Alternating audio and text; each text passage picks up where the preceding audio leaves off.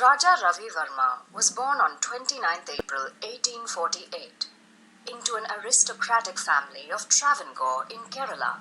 In his lifetime, he was hailed by the British as the finest artist in India, and Maharajas sought his paintings.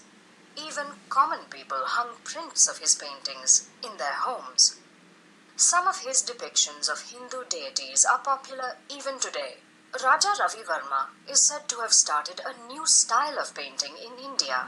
He was among the first artists in India to paint in the naturalistic style, with careful attention to finer aspects.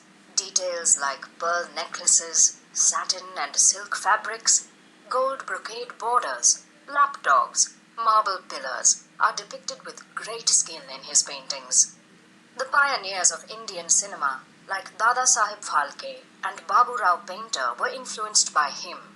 Their heroines resembled the heroines of Ravi Verma's paintings. Yet, it is surprising that Raja Ravi Verma never attended an art school himself. He was a totally self-made artist.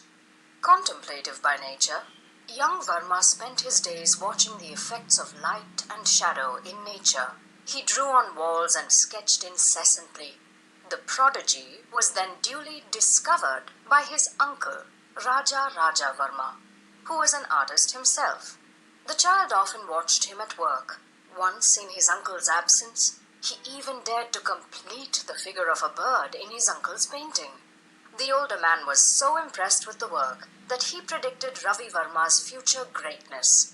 With none to guide him and instruct him in the technique of oil painting, Verma worked till he mastered the art. For him, it was a triumph of will and inherent talent that did not depend on traditional training. He approached Naidu, the court painter of Travancore, who refused to help him.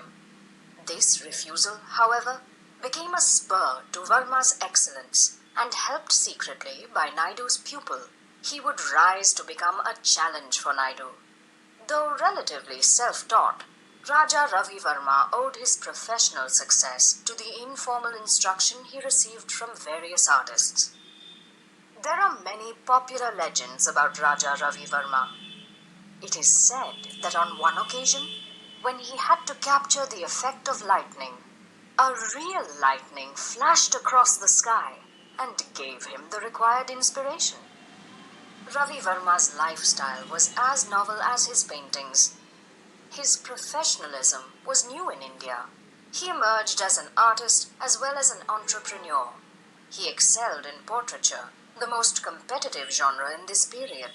However, he may not even have considered painting as a career, since painting as a vocation was considered beneath the status of aristocratic families. The boys of the noble Verma family usually married into the Travancore ruling house, but Raja Ravi Verma did not.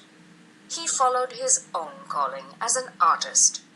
Ilam Tirunal, the innovative ruler of Travancore, brought Western ideas and institutions to his kingdom. He and his Diwan, the brilliant Tanjore Madhava Rao, encouraged Raja Ravi Verma, whose formative years were spent in their company. The European art in the Maharaja's palace was eagerly examined by young Verma. Raja, Ravi Verma's younger brother, a landscape artist himself, joined him when portraits were being commissioned. Raja became his companion and collaborator. The two brothers complemented each other. Ravi was cheerful and sociable. Raja was younger but reserved. Ravi preferred complex figure compositions, while Raja concentrated on landscapes.